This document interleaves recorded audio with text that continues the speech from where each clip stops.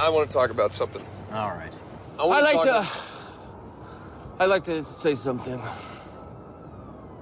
that I've prepared tonight. All right, Alan. Hello. How about that ride in? I guess that's why they call it Sin City. You guys might not know this, but I consider myself a bit of a loner. I tend to think of myself as a one-man wolf pack. But when my sister brought Doug home, I knew he was one of my own. And my wolf pack, it grew by one. So were there were two of us in the wolf pack. I was alone first in the pack, and then Doug joined in later. And 6 months ago, when Doug introduced me to you guys, I thought, wait a second, could it be? And now I know for sure I just added 2 more guys to my wolf pack. All right. 4 of us wolves running around the desert together in Las Vegas, looking for strippers and cocaine.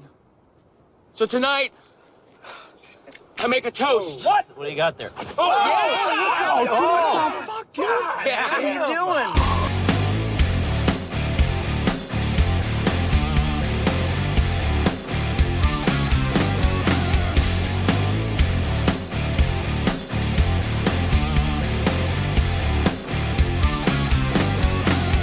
Welcome to the Rhythm Section Podcast, everybody.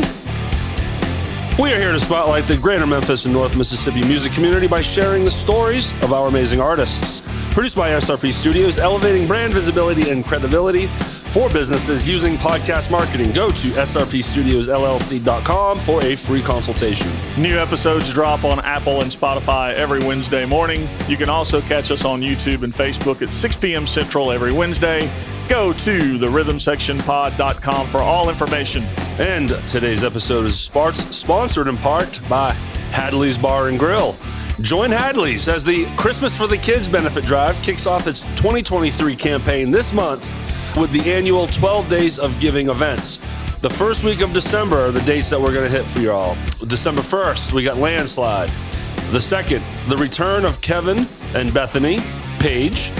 December 3rd, Santa's Sunday Fun Day Party.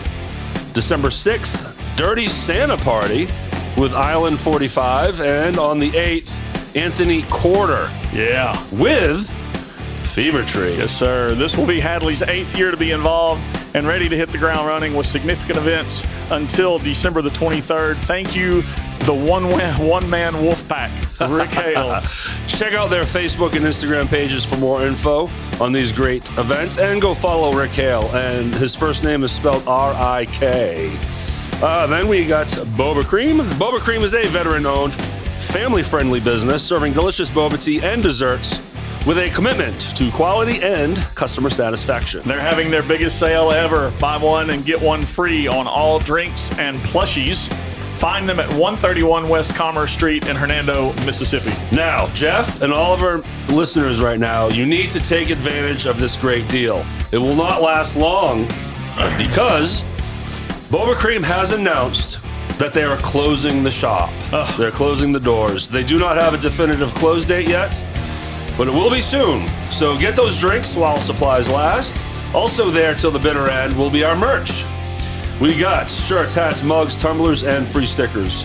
So you can follow them on Facebook at MS Boba Cream for more details on the store's future. And we can't thank those guys enough for all they've done for us. We Yes. appreciate you more than you know. Ryan Duran, Yeah. Darlene Duran, you guys have been supporters since day one, and we're going to continue kind of giving some context on that.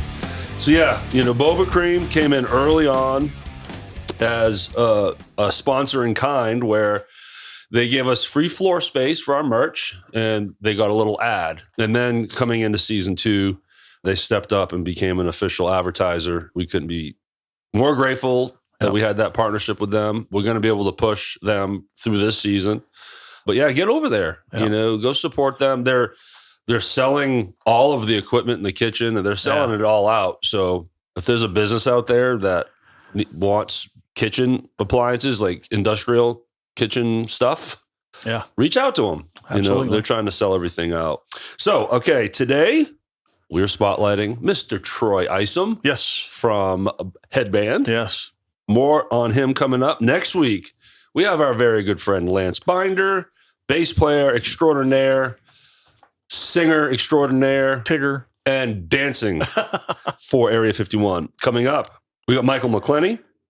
And then we're wrapping up season 2 with Chris DeBaldo, yes, formerly of Saliva, on Wednesday, December 20th. All right. So, again, we thank Boba Cream for everything they've done for us. I wanted to take this opportunity, too, to give everyone some context on, again, we're going to do a new season coming up. This season's wrapping up. If any of you joined and jumped in on this podcast during this season, you might not know that we're going to do blasts. We're not doing every week, 52 weeks in a row right now. We're going to do 10 episode seasons. Me and Jeff literally today, as we record this on Sunday the 26th, are going to start working on the wish list of people we want. Man, there's some big ones that we wish we could get. Yeah. So if you're listening, Anthony Corder. Yeah. James Hetfield. Come on. Zach Myers. He was just up in St. Louis. I should have asked him to come down. It's only a 4.5 hour drive. Josie Scott. I'm just throwing names out there, man. Yes. We want you guys. So, not sure on the date of the kickoff for season 3, but just letting you know, we will be wrapping things up, like I mentioned, on December 20th. We're going to hang through the holidays, recover from the holidays through January, and by the time we get to Chris DeBaldo's season finale, we will have a date for you. Yeah. And just a quick sidebar, speaking of Chris DeBaldo, Josie Scott, Saliva, they just played last night at Growlers. Our buddies Fever Tree took the stage before them. 5 for the kill. 5 for the kill. I saw that Lil White was added. Yeah, he was, And there was another band or two that I'm probably forgetting, and I apologize. Derek, you have that in front of you? Boom. Sorry. I know. But I don't know either. I'm sure that it was one hell of a show. We screwed around and didn't get tickets. I'm starting to see some phone recordings out there. But everybody knows how much we love our brothers in Fever Tree. I know they had to have killed it. Yeah. Oh, and got to say this. Today is the birthday of Danny Day. Oh, so today on the 26th? Right now as we record this is Danny's birthday. Okay, so happy birthday, Danny Day. As soon as we see you, Danny, you're getting a spanking. If you do not know who he is, he's an iconic. It's his birthday, so I'll blow some smoke. He's legendary. He is a living legend, photographer and in a hippie. Memphis. He's a hippie, certified. So many pictures you see out there from events or just standard gigs is from him. Yep, they're pro shots. You'll know it's his too. He brands it, which I love. Yep. He's got his little logo in one of the corners. Mm-hmm. And what's great is he'll go to a benefit and he'll grab pictures of each band. It could be like 5 bands. And then he'll slowly roll them out. Right. And what you'll find is some of the members from each band, next thing you know, they're changing their profile pic. Oh, yeah. To a new one, which is his. We've done it. And we have used so many of his photos on this podcast. Yep. Probably have not given him the due credit that we do. Because what I do is I'll go on Facebook and grab photos for the bands or whatever and just make these collages and everything. So Danny Day is all over this podcast. So we appreciate you, Danny, for all you do. And happy birthday. Yep, absolutely. All right. So last week we had Matt Montgomery and Mark Lucchesi in talking about Mark's brother, Adam. Yes. And his benefit coming up. I thought it'd be cool to talk about that again today. Sure. So you want to take it from there, Jeff? Or? Yeah, I mean, Adam's going through some health issues. At the time that we spoke to Matt, they weren't sure what it is. But he's, going and having tests done and everything. But it seems to be pretty serious. He's pretty weak. He's missed a lot of work. Yeah. So 1884 Lounge at Minglewood Hall, December the 17th. quite simply, just get out and support this guy.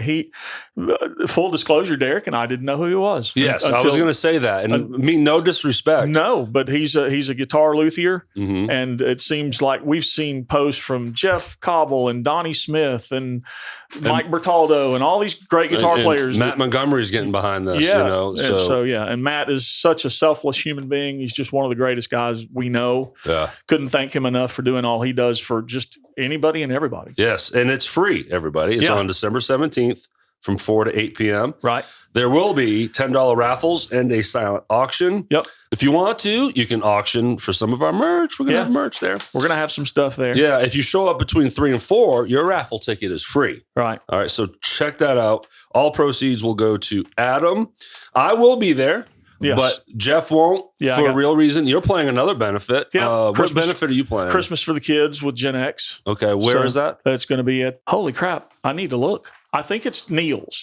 I'm pretty sure it's Neil's, but I need to double check. You know, this is the first year I think that they've had some of these at Neil's. It's always been all Hadleys. Yeah. So I don't want to say that I'm playing if I don't know for sure, but I'll have to look it up. In Hadley's ad, all those dates and bands, those are all at Hadley's. Those ones are. I'm sure as we start going through the December schedule, we'll start seeing some Neil's shows.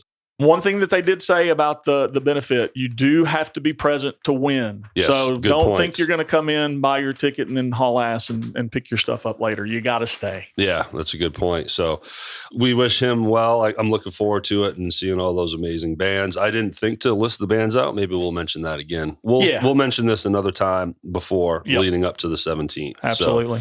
But now let's talk about some other heroes of ours. Absolutely. And those are our band sponsors. And we got a new one today, Jeff. Yes. Yes. We officially have 4 now. A new band jumped in mid-season, and we're very happy for that. We're going to talk about Land Divided and Jacob Turner. Yes. If you have ever been to a formerly known as show, you have seen Jacob and his incredible drumming. He's a phenom. He's 21. Yeah. He's also a songwriter and founding member of a band called Land Divided. And he's a solo artist. So search Jacob Turner's music on YouTube to hear his music. But Land Divided is heading to the studio in January 2024. But they need everybody's help. Yeah. And you can, for their upcoming singles and record, the studio fees, you can support them by donating to their GoFundMe page. Go to the description of this episode and find that GoFundMe link. Click on it and go check it out. It's going to be in the description area of the Facebook post, the YouTube post, on all the Apple and Spotify and audio platforms. You'll see it there. Yep. You can follow Land Divided on Facebook at Land Divided. Land Divided wants to rise up in Memphis scene and make an impact in 2024. With your help, they can do it. Absolutely. And Seeing Red, thank you guys so much for your sponsorship. New Year's Eve, save the date. Seeing Red will be performing at the Peabody New Year's Eve party. Make plans now to dance your way into 2024 with Seeing Red. General admissions and VIP package tickets, are on sale now. Go to thepeabodymemphis.com and grab some tickets before they sell out. They do have a monthly residency at Lafayette's.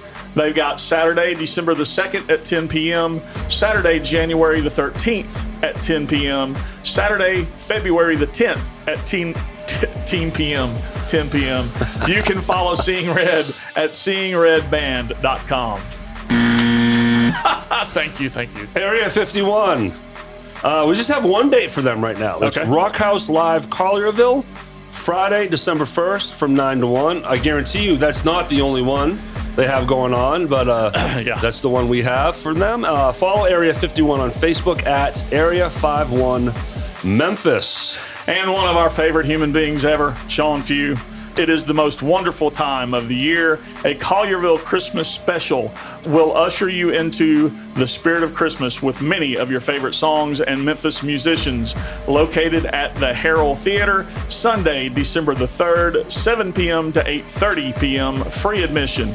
It features, these people, Sean Few, Charlene, Bruce Key, Josh Haynes, and so many other, I believe Michael McClenny is in this thing. There's just a host of amazing musicians. It was so many, I just couldn't list all the names. name. So go to heraldtheater.org for more information. that is HARRELLTHEATRE. Yep. Then we got Sean's Bring Me Some Figgy Pudding Yes. at Hadley's Pub, Sunday, December 10th. Big Christmas Quartet at Hadley's featuring formerly known as 6 Feet Thunder, The Lost 45s, and Contraband. Yep. Time and lineup order to be determined. Jeff, you also wanted to add one in there, right? Yeah, I wanted to add one that we didn't actually have on our list for some reason, but December the 9th at Hadley's, formerly known as, will be doing their thing. This is going to be my 30th wedding anniversary party, shindig, get together. So What's so cool, your wonderful wife, Susan, agreed to strippers. and cocaine. We are a one-man wolf back here. So yeah, just look, come out to December the 9th, 9 o'clock start time for formerly known as. I can't wait for this. It's going to be a huge time. I want everybody that knows us, knows the podcast, knows formerly known as. I want you all there to celebrate 30 years of me putting up with this woman. So no, actually, everybody that knows us knows that's a lie. Yeah, I don't know how she's put up with me for 30 years, but she has managed to do so. And let's circle back to Jacob Turner and Land Divided, because I want to give a special shout out and thank you to Jacob's father, Yes, Trip Turner. Trip, we appreciate your support, sir, and we love you. Yeah. We also love how much you love your son and how supportive you are of him and his band and as an artist. And it was awesome. We saw him play last night as we record this, Saturday the 25th. Great we were show. at Neil's. We went out and checked him out, and they did not disappoint as usual. Julian Wong was sporting a new guitar. And Jacob had a new drum kit. Yeah, so And he was hitting awesome. the shit out of those things. That was great show, you guys. You always bring the house down. Yes. So, all right, man. Troy Isom, Yes. lead vocalist and guitarist for Headband. Yep. So we were really happy to have him in here. He was another member that got canceled. But now we immediately brought him back in when we knew we were going to fire back up for season 2. Right. And he was an early recording too. You know, he was early on. So if we sound a little foggy, Yeah. I don't know what to expect. Stupid. Man, I listen to all our episodes now. Yeah. I think it's important. Sure. I get 2 reasons. One, critiquing and realizing that I need to enunciate better. Right. But also, you know what I find, Jeff? What's that? When I listen to the interview, I feel like I'm learning it all for the first time. Because in the interview, yes, you're focusing and you're part of the conversation, but I'm always like, when do we need to pivot? Sure. We got 30 minutes left. We have these areas I still want to cover. It's just like, what's my follow-up? You're always kind of just always thinking one step ahead. Yep. And it's easy to... You miss something. Yeah. It's easy to miss stuff. Look, the squirrel soundbite that you play is absolutely accurate. I mean, I've got ADHD from way back. Yes. So I can sit here and look at Mr. Isom and see his lips move, and I may not hear a damn thing he says for 3 minutes. I just, for some reason, I go somewhere else. And you know, so yeah, you want to listen back and make sure you don't miss things. And I always want to be transparent. You know, this might be a polarizing announcement, but I've been smoking marijuana since I was 15. So that's 30 years in the making. So, you know, Strippers and cocaine, marijuana, we got it all. Yes, but well, yeah. So sorry, Troy, we just got derailed there. But yeah, so if you're interested or you know curious about Headband, they're a Memphis rock band. They play the classics, right? Modern rock, 4-piece band. In this episode, you know, typical format. Where's he from? How did it start for him? What's his influences? You know, what was that first song? Who was that first artist? Yeah, that really caught his attention, and it's a great story for sure. Of course, forming the Headband, and then you knew these 2 gentlemen, right? Junior Grant and Randy Byram. Well, I knew I'd never met Randy, but I did know I met Junior several times. Mm-hmm. But I can't say that I knew either of them well. Right. You know, just acquaintances passing in the music halls where we all hang out.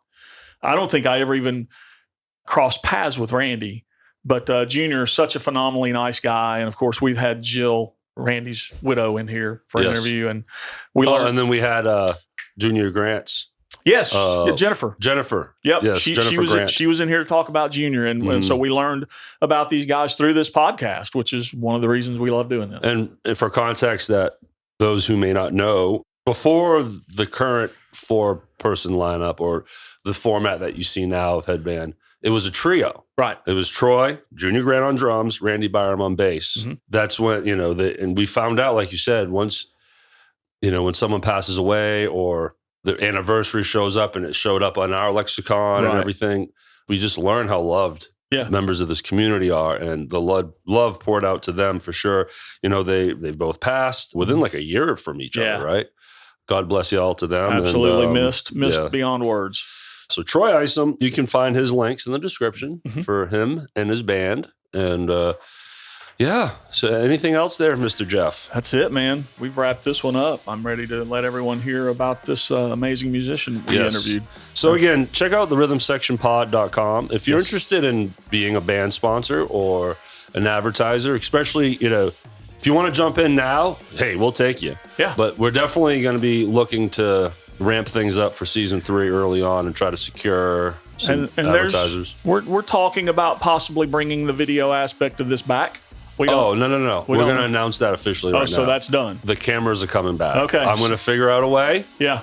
But this season was cool. It is cool. We tried the audio only thing out of necessity, really. I didn't have to do my hair before I came in. I know. No cameras. I think our guests were a little less nervous. Right. But it's just not the same. Hey, that's the cool thing about seasons too. Yeah. You can zig and zag and change and update. You never know. Season 4 might have Rocco Walsh in here naked. You just don't know. You don't know what's going to happen. I hope so. Is he going to bring candles? And he might bring in Mike Bertaldo's guitar and hide his junk with it. Yep. Because there's plenty of pictures out there. Represent. All right, so rhythmsectionpod.com. Thank you, listeners. Got our Facebook page is nearing 900. Yes. Awesome. Our Instagram page has kind of gone stagnant. We're at like 71. Yeah. So if you could bring that to about 10 grand, that'd be awesome. I haven't pushed the Instagram at all. Maybe I need to start mentioning that. So it's at the Rhythm Section Pod for both Instagram and Facebook. Again, go to the website. You have all the links there. All of the episodes archived, information on how to sponsor and all this stuff. So, all right, man. Well, again, thanks everybody, and enjoy our interview with Troy Ison.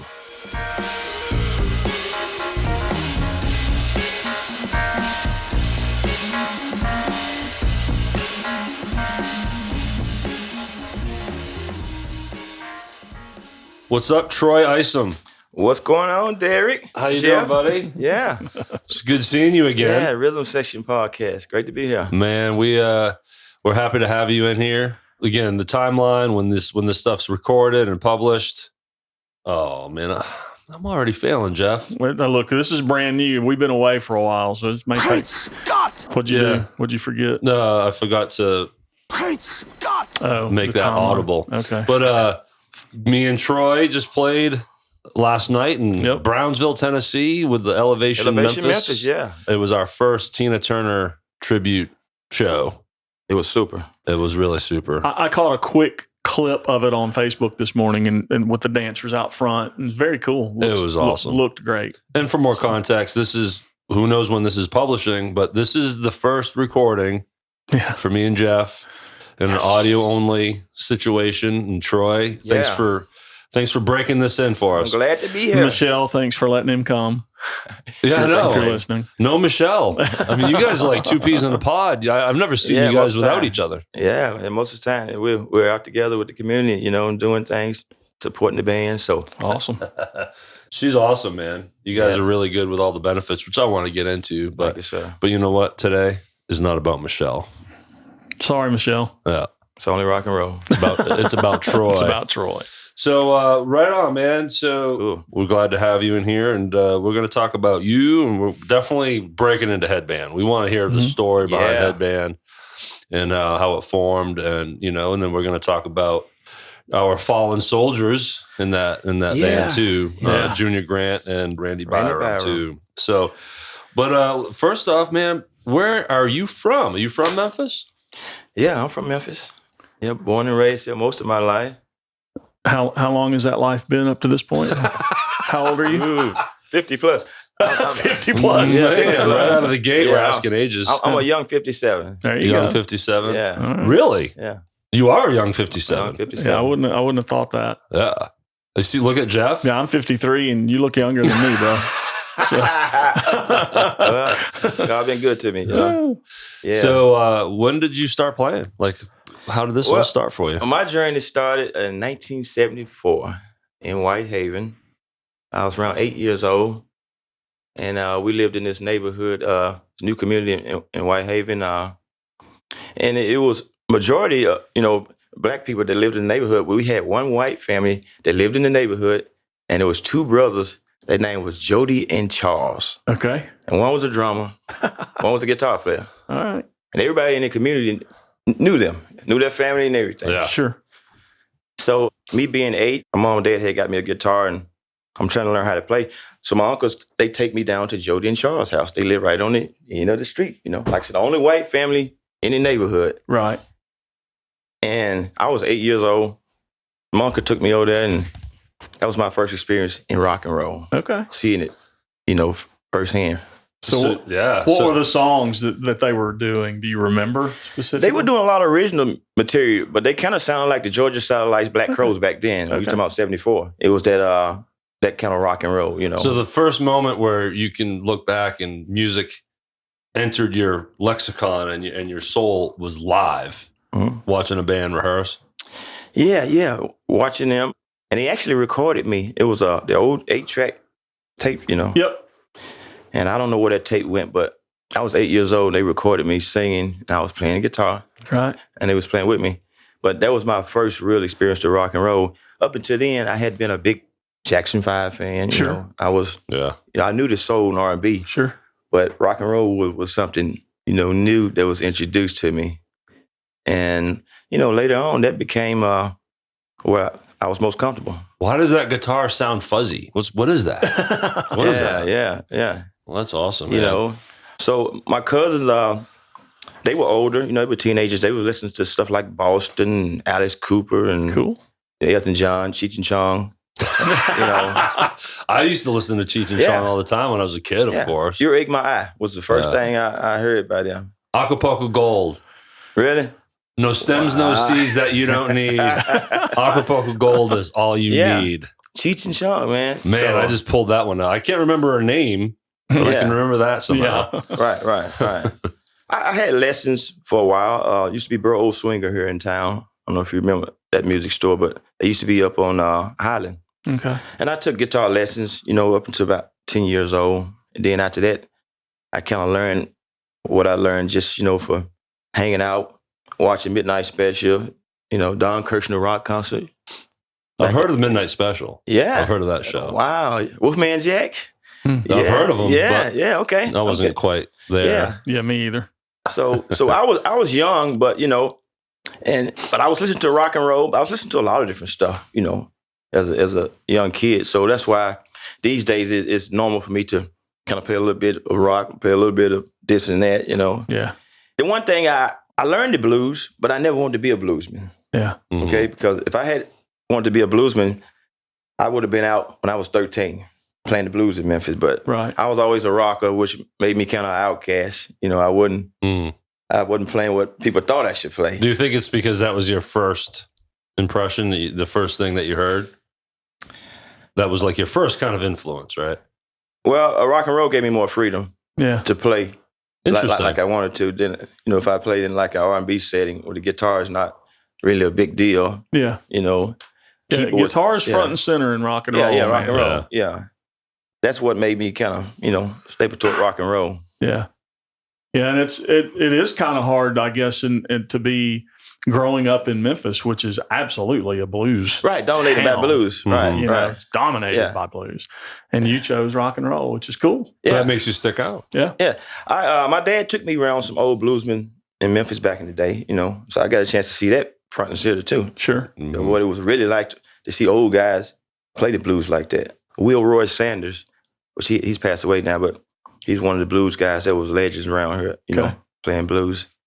So like I said, I can play the blues, but I'm more at home playing rock and roll, I can open up. I can play power chords. I can do the feedback and stuff. More than the 3 chords over and over. Yeah. That has its place, but I enjoy just opening up a lot better. Yeah.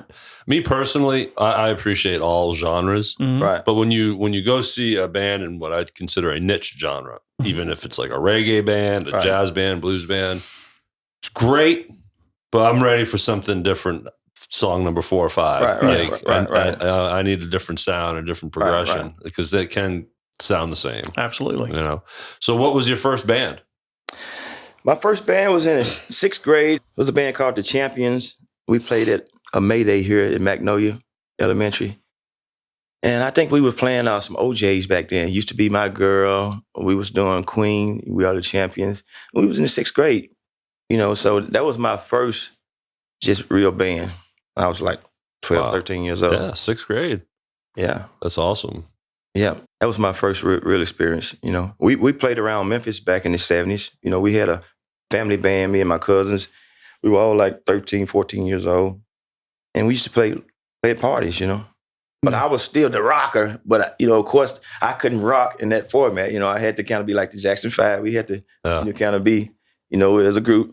Yeah, so that was my first experience. Yeah, but if you have an opportunity to be in a band, you play whatever the band's playing, right? Yeah. So that was like around 77, 78. Yeah. And then I was born. Really? Yeah. Wow. I look like a very old 45, don't I? Man, that's when my hair stopped growing when I turned 45. So Headband. Let's talk Headband. Yeah. How long has Headband been around now? How did it form? Where did all that come from? Well, almost 3 years now. Okay. A couple of years ago, I was playing with Mojo Medicine. I don't know if y'all familiar with them. Rick Ballinger? Yeah, Rick and Mott and them. I didn't know you were in that band. I didn't either. Yeah.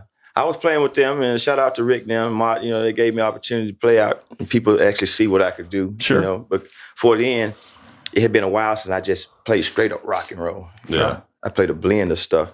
But they gave me an opportunity. So Junior saw me around, I guess, sitting in with them and sitting in with Midnight Train. And eventually he sent me a messenger. Man, we need to get together, put a band together. And I told him, I said, well, I'm playing with Mojo. I don't know how we going to make this work. He said, we'll make it work. He said, I'll call you in 2 weeks. I'm going to have a bass player. And sure enough, he called me in about 2 weeks. And he said, let's get together. It was Randy Byron. Okay. He brung in, and I knew Randy. I think I knew Randy a little better than I knew Junior. I used to see Junior around, but I didn't really know him. We would kind of acknowledge each other. He didn't know I played guitar. And, I knew he played drums. Right. And I knew he was solid. No matter who he sat in with, he always sounded solid, And that's what I look for in a musician, Especially a bass player. Yeah. Just lock it in. No matter who he played with, is he solid? Mm-hmm. So once we got together and started rehearsing a little bit, our birthday was coming up in May. And I think it was around January, February, we got together. So I told Junior, I said, man, well, you need to set us up a birthday gig. And true enough, about a week or two, he had us a gig. Our first gig was at Hadley's. Hadley's Pub. Yeah. It was like May 4th. That was our birthday gig. Shout out to John Jacobs. Yeah, to John Jacobs. Yep. That's right. He's been a great guy, John Jacobs, Hadley. So he was the owner then? No, I don't think he was the owner then. Rick was there. That would have been Rick. Rick Hale was there Rick Hale. at the time. Okay. Yeah. We met John along the way. After Headband played there a few times. I don't know Rick. I've never met him. I think I have shaken his hand once. Yeah. Really? But I certainly know John. So John's awesome. Shout out to John. Yeah. He gets it. He makes Hadley's fun. Mm-hmm. Yeah, John Jacobs is really cool. So Junior. I have to ask a question. Is it Jacob or Jacobs? I think it's Jacobs. I don't know. I've said it both ways. So sorry, John, if we're screwing your name up. My bad. Let me see how I have it in my phone. Let's see here. I have it as John Jacobs. Okay. Hopefully that's correct. And then right below him on my contact list is our friend John Peterson. Awesome. Wow. Yeah. Mr. Peterson. Yeah. So that's how Headband got together. And like I said, Junior knew so many people around here, club owners and stuff. He hooked up a bunch of gigs for us right away. Mm-hmm. So the original lineup was you, Junior, and Randy. Yeah. And it was a three-piece. Three-piece. Awesome. A trio, yeah. It's a way to make money. The power trio. We're talking 2020? Yeah, yeah. And you and I have had this somewhat of part of this discussion previous, and I know that everyone knows COVID just blew everything up, but you guys hung in there, didn't you? Yeah, we hung in there. That's one reason I think we were able to get momentum is we didn't kind of freak out when COVID and everything happened and stop doing what we do. We kept doing what we do. So by the time we got past COVID, we were rolling. Yeah. Mm-hmm. There were a lot of people just shut down when it happened. You know, they didn't. Yeah, what bars were open for bands in the heart of COVID? Right. But I'm talking about just people just getting together, rehearsing or playing. People just kind of, everybody just kind of isolated themselves. Yeah. And we didn't do that. You know, we kept grinding and it paid off. Yeah. So when the levee opened up, boom. Yeah. When you could start playing again. Yeah, we kept grinding. It was a great thing because Junior would call me and say, well, you want to do this gig? Oh, I got this gig. And instantly I would say, yeah, let's do it. Mm-hmm. You know, there's no hesitation. No, well, let me think about it. Right. Because, you know, you work with people through the years and they rehearse. And then when it's time to play, they don't want to get out as quick. Yeah. Well, anything he threw at me, I said, let's do it. Right. And we did it. Mm-hmm. So, and it paid off. If we had a kind of, backed off a little bit, I don't think the momentum would have took off for us like it did. Get a little distracted, and then next thing you know, everyone's too busy. Yeah. And what's the current lineup of Headband? Talk to us. Right now, David Gregory is playing bass with us for Midnight Train. Great player. Love David. Yeah, Great player. Yeah. David's been subbing for us for, about 2 years now. I mean, ever since Randy passed. Well, it's been a little bit over a year. Right. And he's done a great job for us. Can we just consider him the bass player at this point? Yeah, we can consider him the bass player, and until we find the main guy. But he's a Midnight Train guy first. Yes, so I understand. want to say Shout that. out to Midnight Train. Yeah, and then I got Danny Cummins on guitar. Love Danny. Danny's been around a long time. Yeah, yes. The Gecko Brothers, Full Circle. Yeah. Prodigy back in the early '80s. Well, maybe I misquoted. It's either Prodigy or Ransom. One of the bands he played with Richard from Neil's, but okay. And right now, we got Gene Reckley playing drums with us. Tony Meharry has been filling in on some gigs. I saw Tony with you guys at a recent, I think that was a benefit. Yeah. And man, Tony is a freaking clock. Yeah. The guy is just... Big time. You can turn your metronome on, sitting in the audience, and put it on whatever beats he's at, and it's going to be there when he's done. For real. Same thing. He definitely makes it easy to sing with him playing, drums. Yep. It keeps you steady. He's solid. I love that. And Gene's great too. I'm not Gene's great too. Gene's a great drummer, and I don't know that if I've met Gene in person, it's maybe only been one time. I know him from Facebook and seen him play gigs, but just a super guy. So yeah. So Gene been solid. So he's gonna be playing with us. Actually, this upcoming Thursday, we got a gig at a biking convention. Okay. At Wolf Chase. So it's gonna be a big rock and roll time. Great Scott. Yeah. Great Scott. There it is. Good call, man. So then, therefore, I missed that because. That's right. So how often does Headband play? Are you guys a very regular band? You playing every week, every 2 weeks, every month? How do you guys like to do it? Well, some months we play more than others. Some months we may have 4 or 5 gigs. Okay. And other months we may have 2 right. or 3. And I kind of like it that way. We don't have to be playing every weekend. And that was one of the things that me and Junior talked about when we got together. We didn't want to have to play every weekend. Right. But, if the gigs came, then, we would consider it. But we didn't just set out just to play every weekend because we want to have time in between to kind of regroup and, work on some original stuff, revamp the show, and not have people get burnt out on us either. Yeah. You're playing too much. And that's definitely the risk. If you that's play the risk. Every Friday and Saturday, if you're all the time playing, then that's right. Once people figure out I can see them anytime, then there's no reason to go tonight. Right. Mm-hmm. And that's just, unfortunately, that's just the rut that you fall into. Just if you limit yourself and don't get out there as much, then people, they're craving it when it's time. Pulse, the Floyd tribute act, they did it right where they made it just a few times a year. Yeah. Right. So when they're on the calendar, it's like, oh, yes, good to hang out there. Yeah. But so again, you and I hanging out previously, Troy, I know a little more about your originals and aspirations to get back in the studio. So you'd mentioned that there, working on originals. So let's dive down that rabbit hole now. So what's that all looking like right now? Well, it's looking good. Do you know Kevin Houston? Yeah. Okay. Yes. Okay. Kevin. Yeah, Kevin, man, he was always at our watch parties. Kevin's a great engineer. And, Oh, wait a minute. I'm thinking of Ken. You're thinking of Ken Houston. Ken Houston. I think I mentioned that the other night. Yeah, Kevin Houston. Okay. He lives down here in Hernando, too. But much love to Ken, too. Yeah, Ken Houston. Yeah, shout out. Yeah. He's an engineer, and we're going to be probably going to the studio late October. That's what I'm looking at right now. So I've got a few songs I've written, but also me and Danny are working on some Headband stuff. And then we actually got a song that Junior wrote and constructed with me and Randy. Okay. That we're going to track as well. So Nice. about a month, we should be in the studio, and we're going to get some stuff recorded. And after the first year, I look forward to putting it out. Man, their legacies will live on. Yeah, for sure. That's really cool. I'm really looking forward to that because that way, I get a chance to really be me. Yeah. The cover thing is cool. Well, I'm glad you said me. Yeah. So as you, we all build our own sound, if you will, and feel on influences. Mm-hmm. So currently, or most, over the last few years, or maybe for decades, what's been your main guy? Who's your band? Who's your player? Do you have these main influences that really shaped you? Ooh, I can't pinpoint just one. And tell us as far as guitar and vocally, if you can. Exactly. I separate the two. Yep. Okay, guitar-wise, of course, Hendrix, sure. Randy Rhoads. I'm a big fan of Neil Sean. Journey. Josh Haynes likes him too. Yeah. I hear that Josh and Neil have a really close knit relationship. Neil Sean is Neil Sean. There's the interesting person, but his playing is so melodic. Yeah. Right.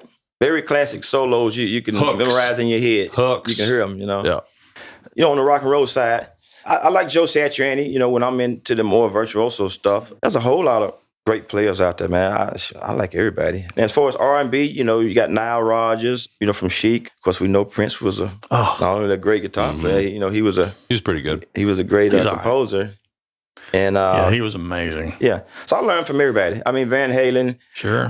In my lifetime, I've seen a little bit of it all. I've seen the 70s rock. I've seen the 80s rock thing. I've seen the 90s. I've seen how even the drop tuning now we're doing. So I've seen how the guitar has moved in like the last 40 years into something totally different now. Did you enjoy that whole 90s Seattle grunge?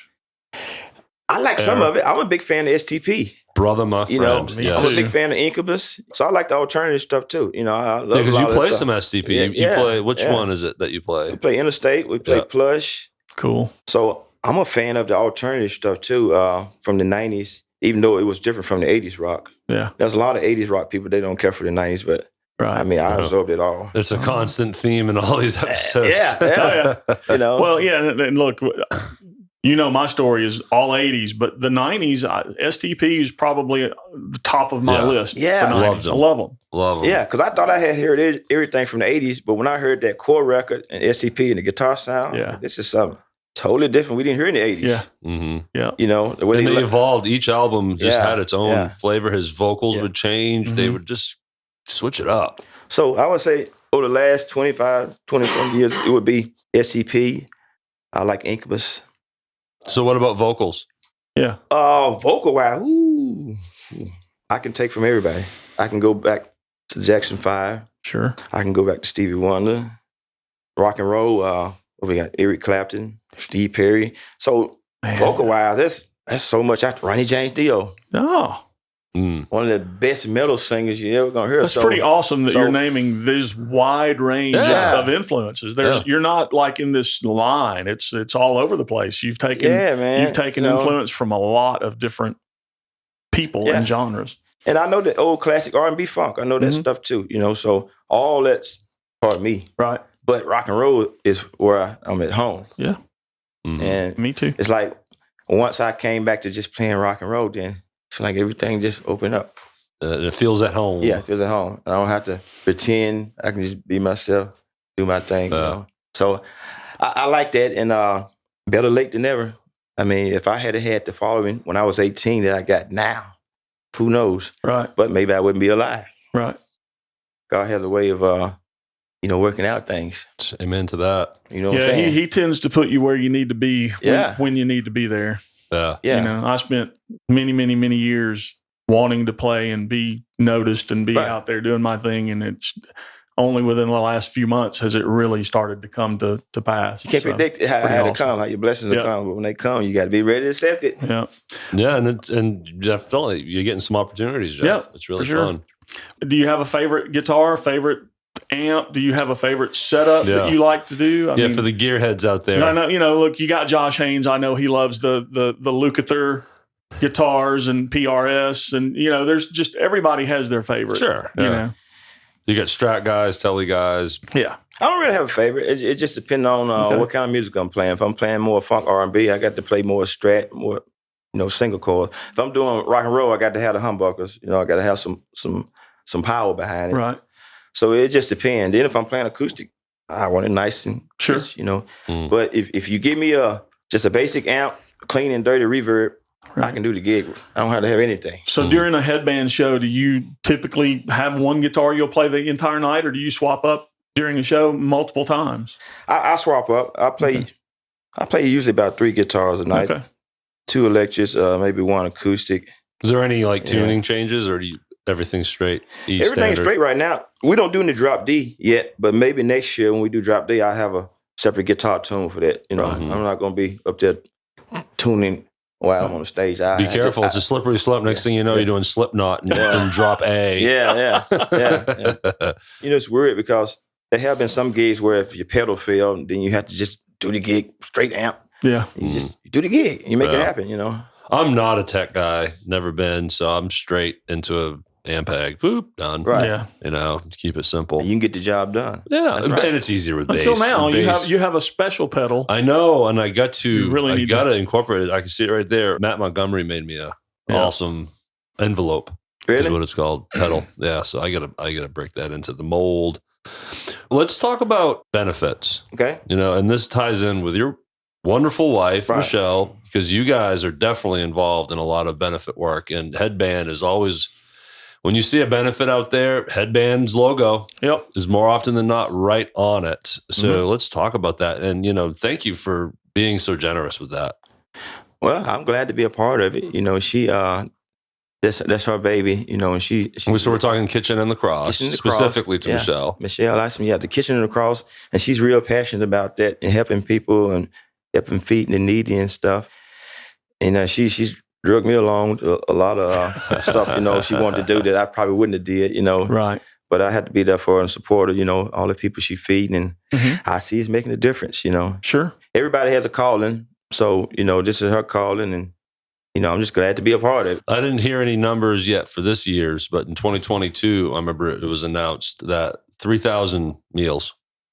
Right. From last year's benefit. I did see the numbers from this year's, and I can't even attempt to tell you what they were because I screw it up, but it was good. Yeah. I mean, that's a lot of people. A lot of people. Don't hold me to I thought she said around 10,000, but. Whoa! That's what I thought I saw. Holy smokes. So it worked out real good. So a huge shout out to Michelle Isom. Look, we love what you're doing. We love you. And that is amazing work. And anybody that's listening to this, get out to these benefits. It's an opportunity for you to not only hear amazing bands, but it's even more importantly, it's an opportunity for you to help people that need it. Mm-hmm. There are always cover charges for these, and there's a reason for that. It's not just because someone's trying to take your money or get rich off of you. It's going towards a good cause. So get out to Neil's and anywhere that has these benefits. But Neil's is always front and center for helping with these things. And And like you said, there's always a certain, you see certain bands on all of these. And I wish I could think of all of them right now off the top of my head. I know Midnight Train is one. Well, I want to shout out to Karen Dillard Brown too, because she hosts it. Yeah. She does a great job hosting it. Yes, and then she played this last year, and I was honored to be able to play it this year with Elevation Memphis. And that was an awesome experience. And I stayed every second. I wanted to catch all the bands. Right. Yeah. Electric Nobodies. Yeah. Yep. Mm-hmm. Every Mother's Nightmare. They did one. Yep. Grand Theft Audio was Grand Theft Audio, the last. I don't know if that was Kitchen and the Cross. That was another benefit. But anyway, the benefits are hugely important to this music community. And, big time. All the people that come to support it, you're appreciated. And the bands that play them, you're appreciated. Don't ever think you're not. Yeah. And they're always on top. So every Mother's Nightmare, that was Katrina's. Okay. So Katrina Owens had a benefit. So Kitchen and the Cross, I want to make sure all those other bands and the Katrina's benefit too is just as important. But for Kitchen and the Cross, it was, I can't remember the first band. They were a new band. Or not a new band, but new. Was it Blind Without Readers? Yeah. Blind Without Readers. Blind Without Readers. Yeah. Elevation, Headband, Midnight Train, and then Grand Theft Audio. Right. Yeah, and it was quite the lineup. Right. And I was exhausted after being in meals for 9 hours straight. Wow. Long day. Yeah. In typical fashion too, we were playing at like 4:15, and I was there at like 2:30, like an idiot. Right. Yeah, speaking of Grand Theft Audio, a couple of years ago, when I came back on the rock and roll scene, I used to go out and see them. And I did too. They would let me sit in too. Okay. They let me sit in a few times. Yeah, Keith Blanchard was a good friend of mine. And then that's when I met Josh and Alan Bone and everybody. It's been a couple of years now looking back. So it's been a great thing, the Memphis music family, and how everybody support each other. And we're going to keep on rocking. Yeah, so if you're listening and you don't know who Grand Theft Audio is, because they took a hiatus for a couple of years. Great local cover band. It's Josh Haynes, Alan Bone, Danny Childers. Mm-hmm. Yep, thank you, sir. Mm-hmm. And Keith Blanchard. They were a huge motivating factor for me to stay to the very end because I had never seen them. Yeah, heard about them. Loved the band name. I've always thought that was the coolest name. Yeah. But I was like, I'm hanging in. Yeah, I'm hanging till the end. So if you've been out of the loop for a while and you didn't know it, they're back together and doing shows. So get out and support those guys. They're amazing. Josh Haynes isn't busy enough. Yeah, he doesn't have enough going on. Well, that goes for all of them. I don't know. Keith, maybe he wasn't playing in 30 different bands, but Josh is pretty busy and Alan is pretty busy, but they're finding a way to pull it off. Mm-hmm. Yeah. So I like to say I'd have to thank Junior for meeting Junior and him putting Headband together, and really gave me an opportunity to play in front of a lot of people some people had heard of me, but they had never seen me play. Right. And when he gave me the opportunity and let me be the front guy, that was all I needed. It's cool. And it's always a great feeling when they meet you and they believe in you and they throw you out there and say, hey man, do it. You've got what it takes. Right. Let's make this happen. And then you're successful at it, and the rest is history, Yeah. So look, Headband is awesome, and I can't wait to get out and see another show. I mean, you guys are active. Yeah. I know you said you try to, be careful on how much you book, but you guys are out there. Yeah. Plenty active. I mean, I believe in capitalizing on opportunity. I definitely believe in that. Like I said, Junior said it all in Paystone. So once he passed away, I just kept the connection with the club owners, and we expanded from that. So now, we're going into like the new chapter of Headband, and the sky's the limit. Awesome. I saw you brought some notes. Is there anything that we're missing here that you wanted to cover? I see a line that says 90s. Look, you wanted to talk 90s. That's awesome. Just in case we had talked about it. Well, the only thing I would like to say is I did get a chance to go to a great high school back in the 80s and work with a lot of people that are still active now. Kevin Page, we went to school together. Wendy Moulton, we sang in a choir together. Okay. And what was that second name? Wendy Moulton. Okay. Yeah. We had a great class of people at Overton back in the day, a lot of talented people. And I was just one of many, talented people that went to Overton. But I was a wild card because, like I said, I always played rock and rolls, which kind of made me, I was out of the box. But now I get a chance to do it wide open and, show everybody, what Headband is about. And I appreciate you guys for, following us and give me the opportunity to come in. Absolutely. And I see a line on your notepad there that says, make sure to thank my beautiful wife, Michelle. Michelle Isom, that's right. Yeah, that's right. Because she is number one. That's right. She's number one. Numero uno. Did you hear that, Michelle? We didn't make that up at all. Yeah, numero uno. You can thank me later Can't for forget that. the other half, yeah. Are there any current musicians, artists, songwriters that you would, man, I'd love to collaborate with that person, something that we can maybe throw out in the universe? Yeah. Anything going on? Or are you just laser focused on what you got right now? Oh, wow. Well, you could write a song put you right on the spot with Josh Haynes about moisturizer. Okay. Yeah. The smoothie, yeah. Okay. Yeah. Okay. We'll let people figure that out. Yeah. That's interesting that you bring that up. Tell you the truth, I would love to write or collaborate a song for Eric Gales. Oh, I would love to write a song for him.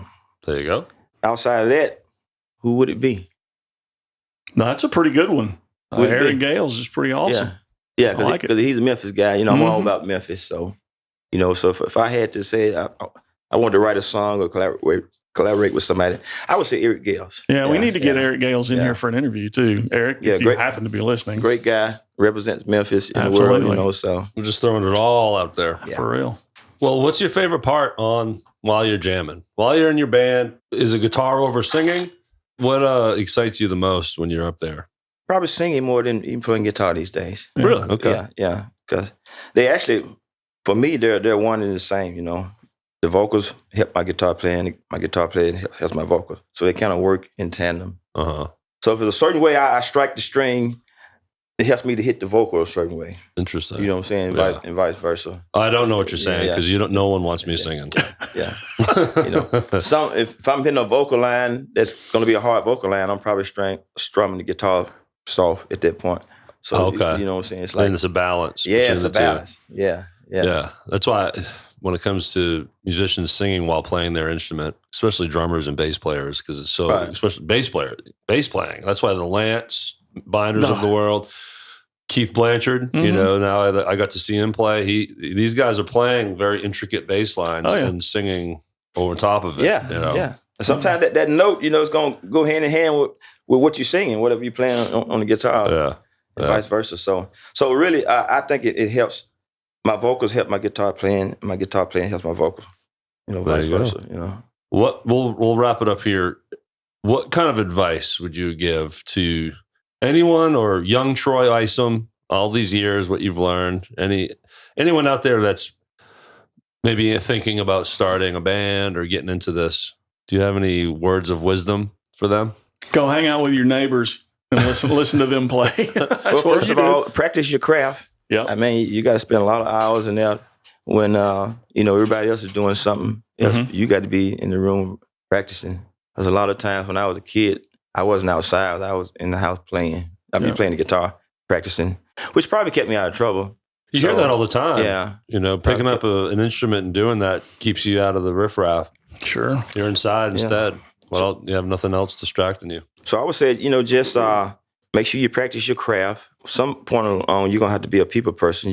If you put a band together, you're going to have to learn how to deal with personalities. Oh, that's so you know, hard. that's going to be a bigger challenge for you than probably It is. your instrument. I have said before many times that the hardest part about being in a band, learning songs is easy. Yeah. Dealing with other people is the hard part. Right. If you can get four or five people in a band of course. that are all focused on the same goal, then you've accomplished something. And then usually you've got a Jeff Cobble or two, and it's hard to do that. Love you, Cobble. We do love you.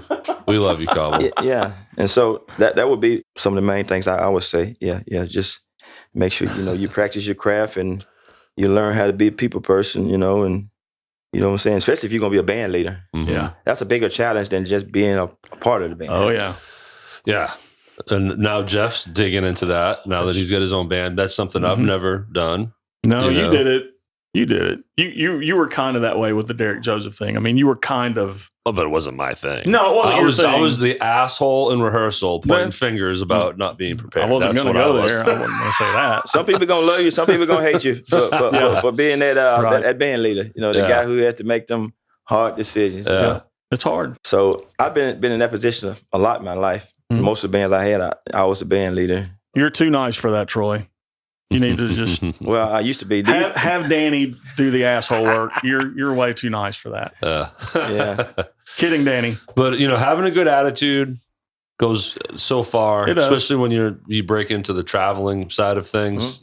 That's right. You could be a great player, but if someone's a pain in the ass and late or just all this shit, you're like, I'll take someone that's not as good but still great. Right. But if a nice person, They play their part. get up in this van, man. Yeah. We're- Okay, we'll take you Right. instead. You're right. So that can go a long way. Just have Sure. a good attitude. Be prepared. Yeah, that's a lot of great musicians who are assholes, who are really bad character people. There's one in the They're talented, stable. though. I won't Yeah. say which one, You know? but They're talented though, but you have to deal with all the Jeff other Ward. stuff.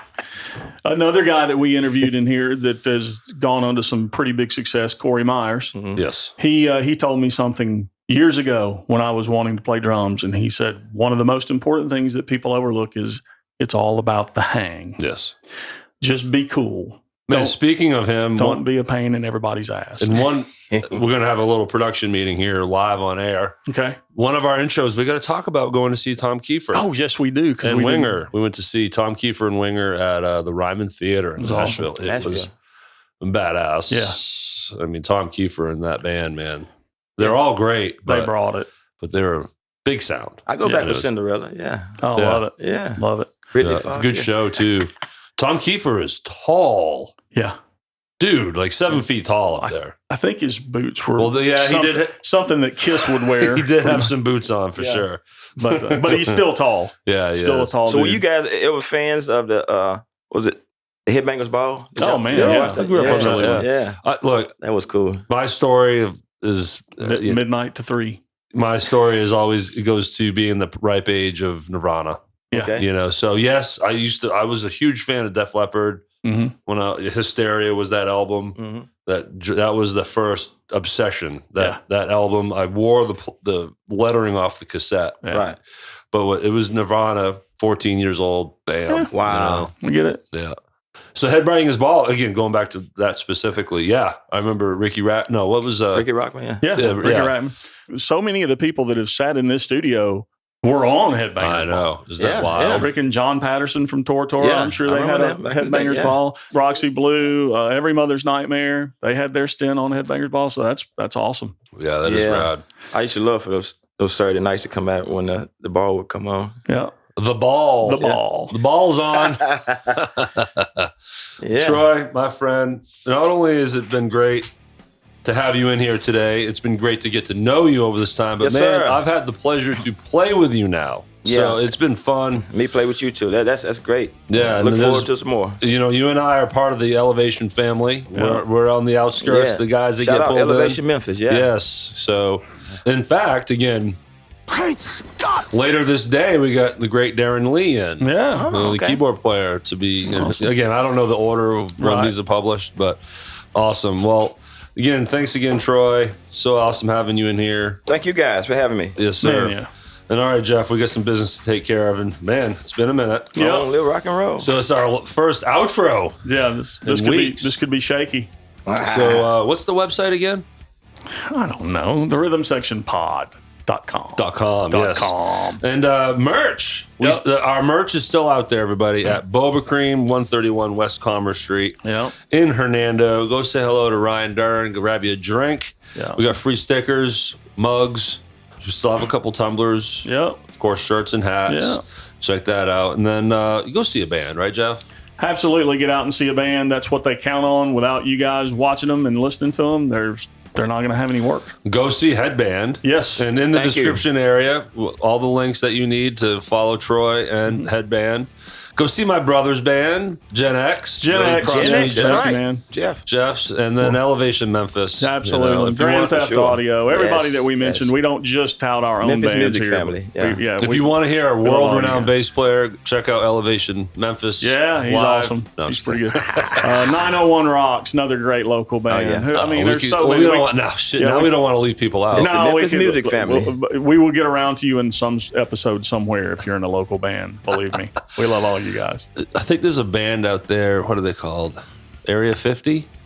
That's nice. Yeah. We rehearsed that, didn't we? All right, everyone. Thanks so much. And again, Troy, thanks 6 for being Feet Thunder. here. Thank y'all for having me. Formerly known as.